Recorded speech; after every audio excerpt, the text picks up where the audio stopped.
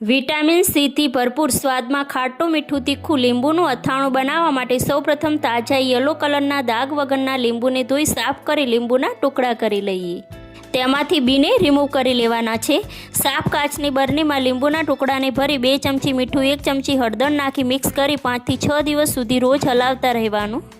લીંબુ સરસ સોફ્ટ થઈ જાય પછી વરિયાળી, આખા સૂકા ધાણા, જીરું, કાળા મરીને શેકી ઠંડા પડે પછી મિક્સર જારમાં અધકચરો પાવડર બનાવી લેવાનો. 700 ગ્રામ જેટલા ગોળને મોટા વાસણમાં લઈ ઓગળી જાય પછી મસાલામાં લાલ મરચું પાવડર, હિંગ, અજમો, સંચળ પાવડર મિક્સ કરી ઠંડુ થવા દેવાનું. પ્રોપર ઠંડુ થઈ જાય પછી આથેલા લીંબુને એડ કરી બરોબર મિક્સ કરી લઈએ. સાફ કાચની બરણીમાં ભરી 1 થી 2 વર્ષ સુધી સ્ટોર કરી શકાય. લીંબુના અથાણાની ભાખરી, રોટલી, પરાઠા કે દાળ ભાત સાથે ખાઈ શકાય. ખૂબ જ સરસ લાગે છે.